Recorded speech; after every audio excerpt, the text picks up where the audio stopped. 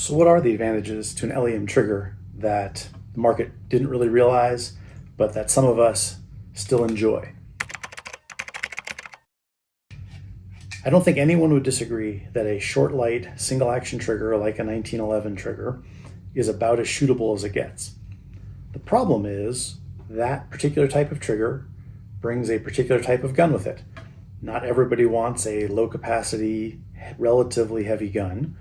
Today, of course, we have 2011s with polymer grip modules and stuff, and so that can change that a little bit, but none of those guns, and I mean none of them, are as reliable as traditional double action metal or polymer framed guns that have been on the market for a while. A HK P30 is among the most reliable guns ever made. It has a very adjustable grip. It fits just about anybody's hands well. If you've got a law enforcement agency that has very small people in it, very big people in it, this can accommodate that.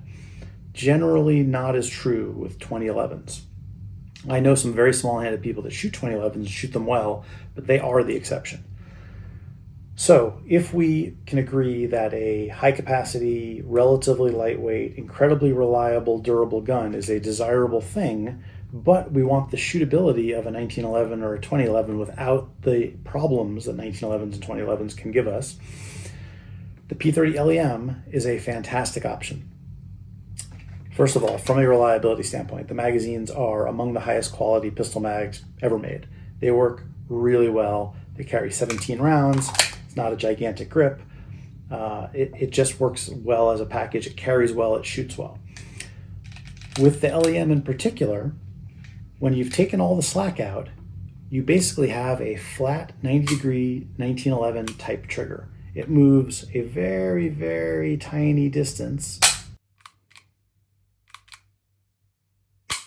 before it breaks. This is a light LEM, so it's a very manageable trigger. It's similar to a duty 1911 trigger in the 3.5 to 4.5 pound range. You certainly can go lighter, although I don't think that's a good idea for carry guns. So we have the benefit of a 1911-ish trigger when it's completely slack out, but we also have a very long pull to get there. Some people feel that that can alert you that you're moving your trigger maybe when you don't want to. I don't actually find that to be the case.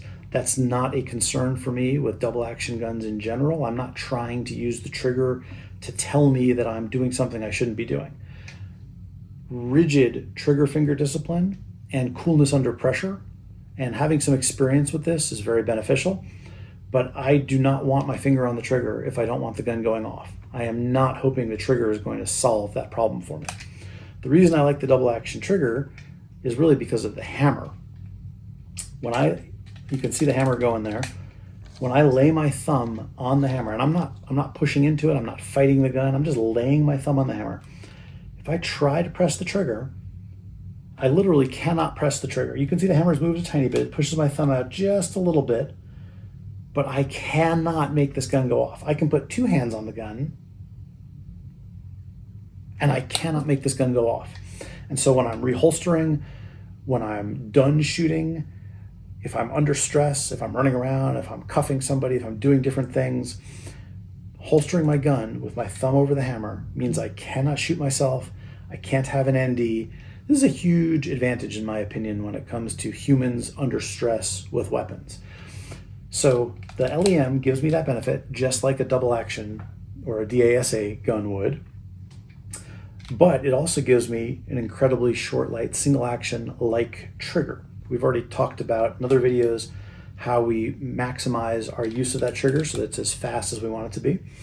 But one of the nice things that's sometimes overlooked about this is that you get all the benefits of a double action gun, but with a true double action gun and a 8, 9, 10, 11, 12 pound trigger, when you go to support hand only shooting or even strong hand only shooting, most shooters, even if they have a decent double action press and they understand press outs and they understand how to roll the trigger, they still don't do as well with one hand on the gun. You just have much less stability, right? You don't have anything to stabilize the way you do with two hands.